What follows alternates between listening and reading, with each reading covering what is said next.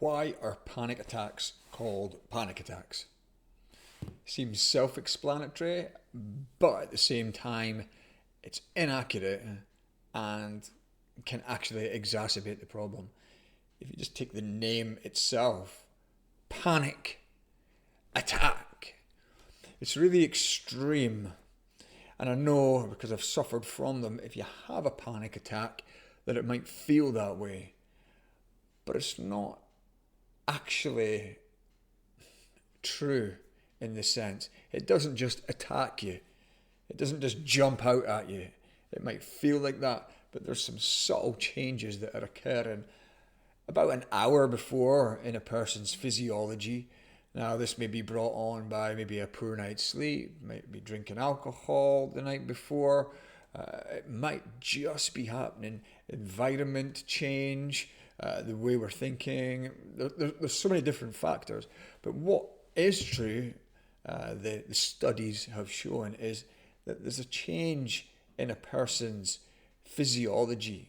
Now, to simplify, physiology is basically the processes in our body, the way gases and blood interacts. So when we take a breath in, we're breathing in oxygen. When we breathe out carbon dioxide.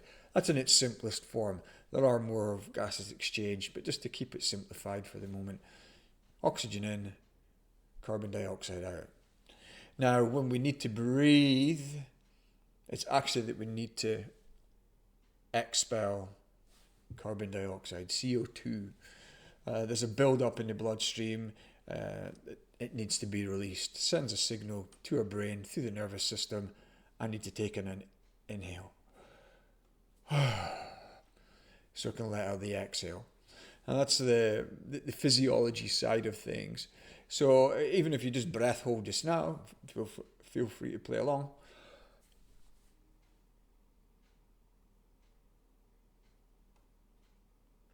Now, I can breath hold for a long, long time, but what happens is there's a build-up of CO2 in the body, and our brain goes, I need air. No, we need to dispel CO2. So with panic attacks, they wire people up to different machines. They did tests, and it showed that an hour prior to the person having a panic attack, there was a change in the biomechanics, the way that they breathe. So it became shorter, shallower, more breathing up into here. And then what happens is there's the build-up of CO2. Now, if someone's had a panic attack before, there's also the memory of that and the fear associated with it, that I'm going to have another one. I'm going to have another attack. So when it does happen, there's this gradual build-up that they're unaware of, and then suddenly it feels very sudden. But it's gradual. It's a gradual thing. Let's reframe and rename panic attacks. Physiological change. Because in this more modern, use that very loosely, this modern day and age, we tend to throw labels, misdiagnose, push people towards labels and medication rather than actually taking charge of their own bodies and understanding their own bodies. And that's been a huge part of the journey that I'm on, a journey of discovery, a journey of recovery, finding out about how my body works, how it doesn't work, what I can expose it to, what I can't, what I can put into my body, what I can't. And it's an ongoing journey, to be honest. But when it came to panic attacks, now the reason I'm speaking about this today is, as some of you may know, I live and work in Australia now.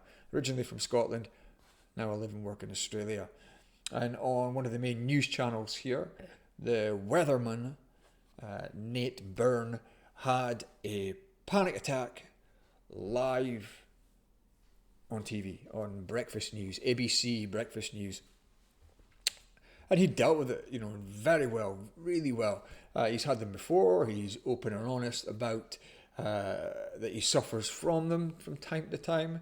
He had one live on air doing the weather. He voiced that. He turned and spoke to his colleagues that he needs to hand it back. And because they knew about his situation and what he can sometimes suffer from, the whole team dealt with it very well. Nate's fine, spoke about it later on. But, and I don't know if this is Nate's current understanding or belief or not. It's not obviously for me to say.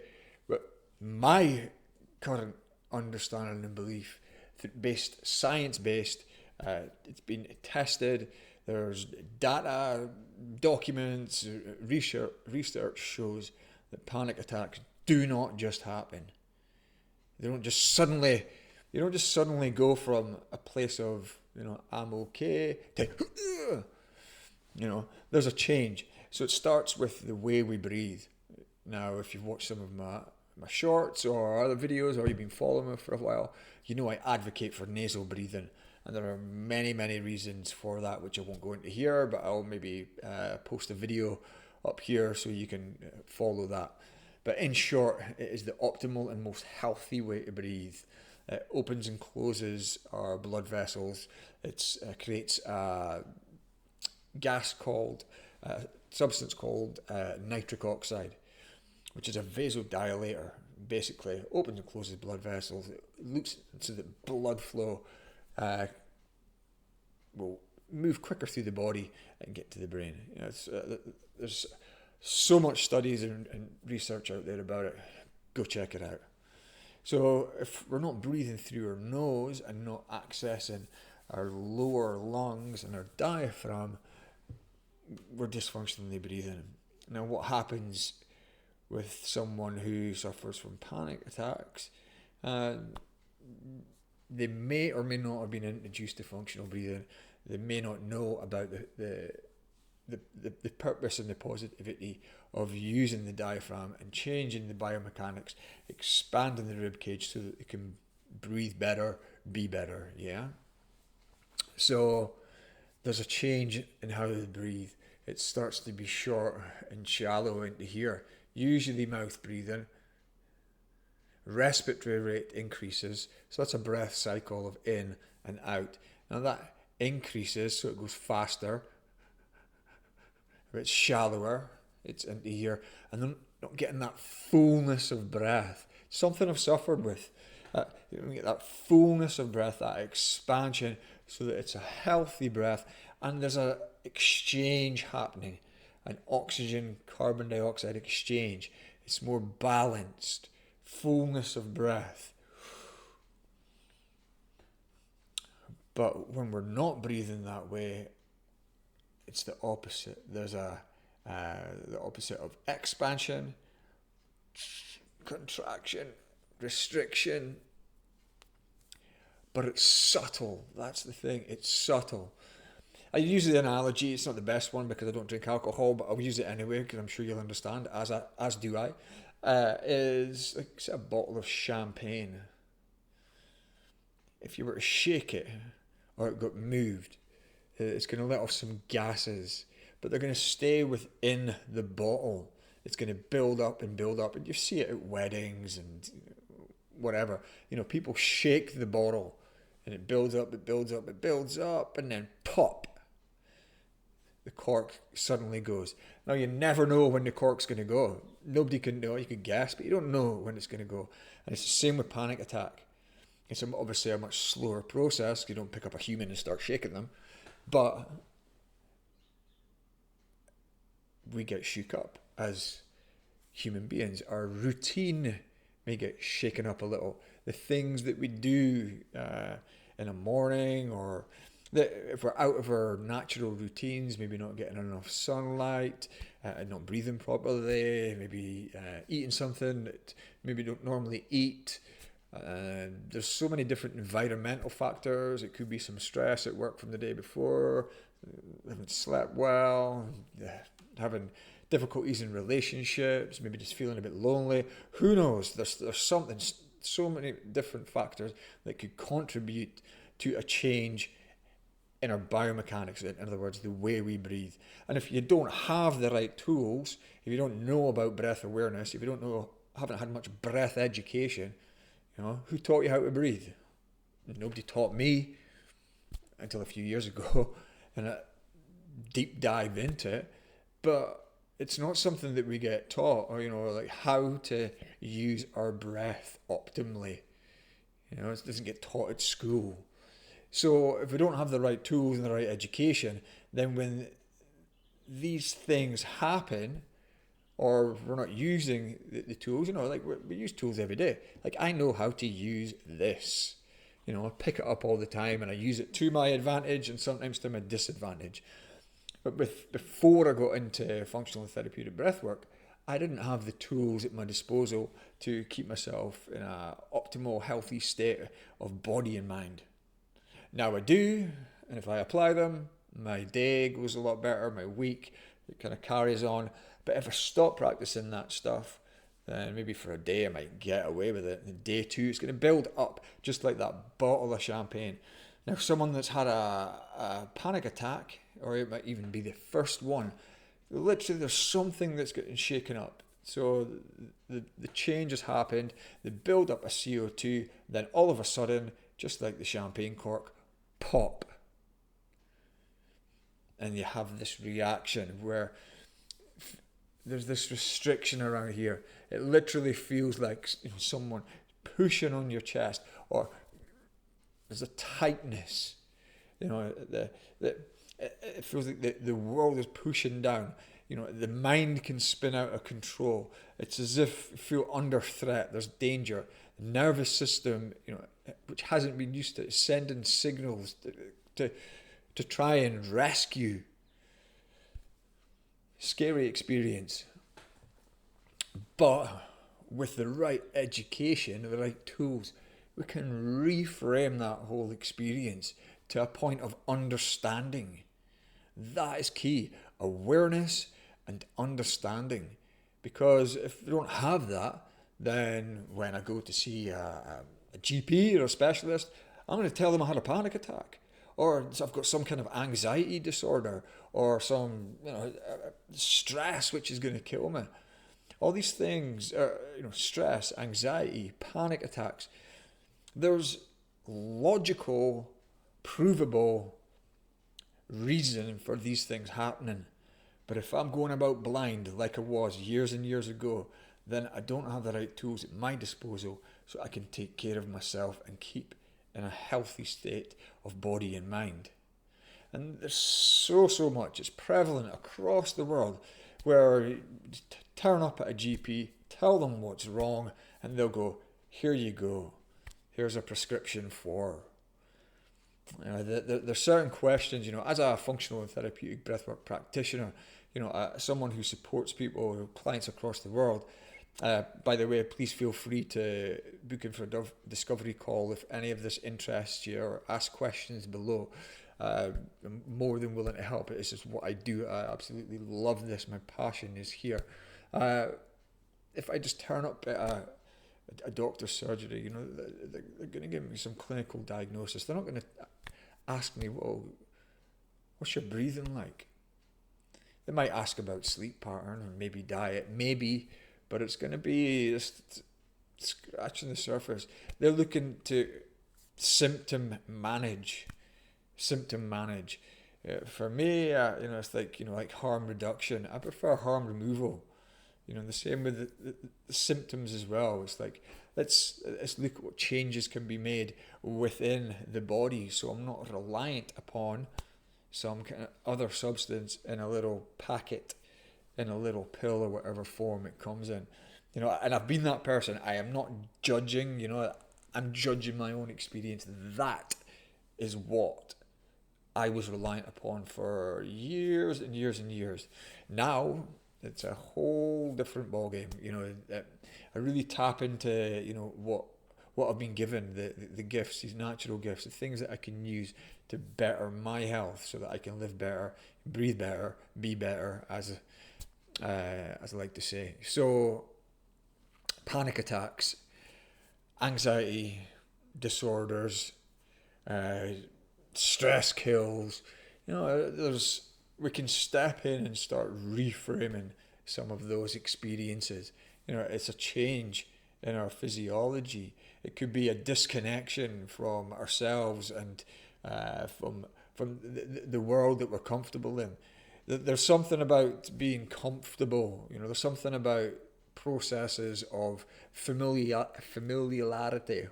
Ooh, that we get used to things. So if we get exposed to anything that's a bit different externally, it can impact us internally.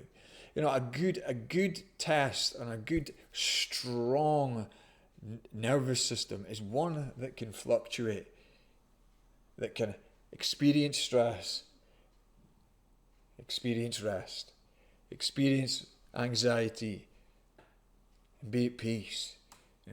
Panic attack.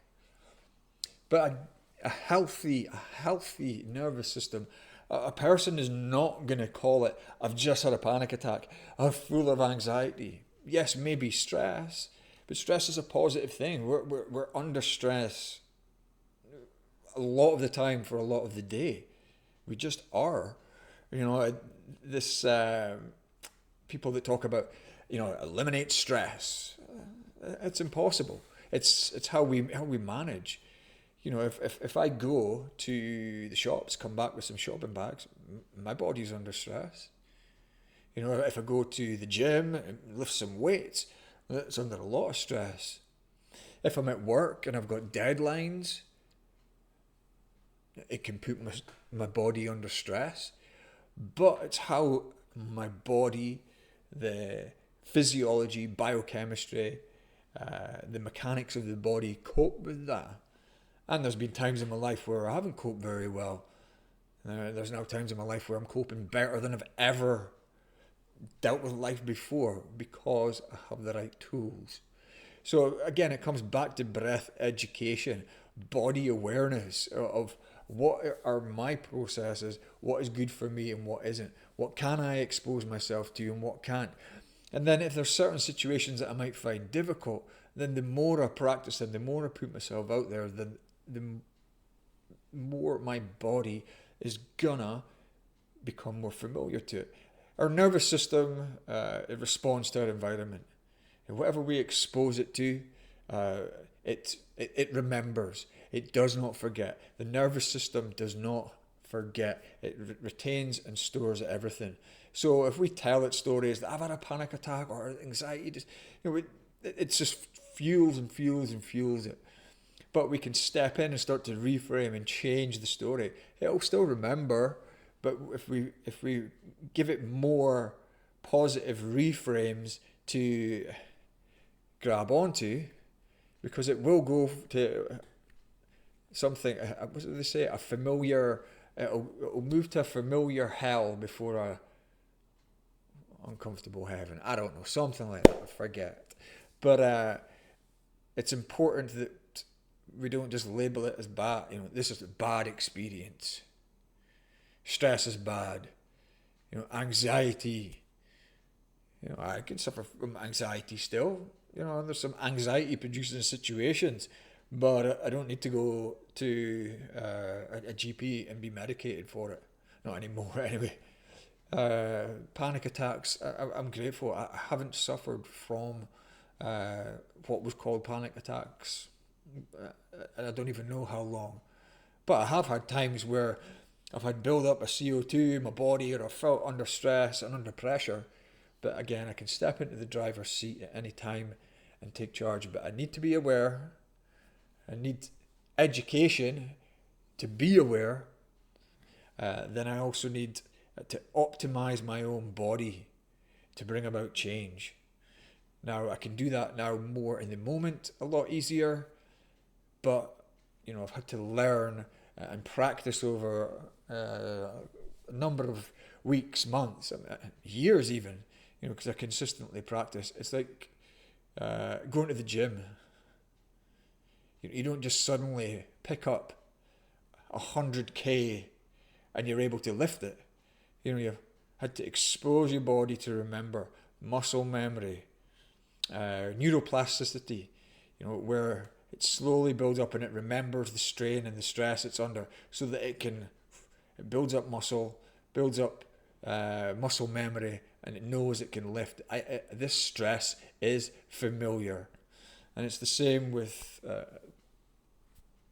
panic, anxiety, and stress. So it's not something to be avoided. It's not like, oh, stress, bad, don't put yourself under any stress. Unless, of course, you've got to the point where your nervous system is shot to pieces, then it is good to and then slowly rebuild again. But just like having an injury at the gym, you would strip right back and then slowly build up. So yeah, just something to consider, if you are suffering from what may be known as panic attacks or anxiety disorders or any kind of stress malfunctions, whatever labels are thrown out there, have a little think about the information I've brought today. If you want, get in touch. You can comment below, or better still, book in for a discovery call. If it's something you're interested in, you want to make change, if you're ready to be better, you're ready to take your life and responsibility for it into your own hands, then I'm here to help, I'm here to guide. I've got years of experience, both the not so good and what I would like to think is really, really positive actions and results as well. Check my client testimonials, etc. But the best thing you could do is drop us a line. Let's get talking. Let's talk optimal health, optimal well-being, and breathe better and be better. Thanks for listening.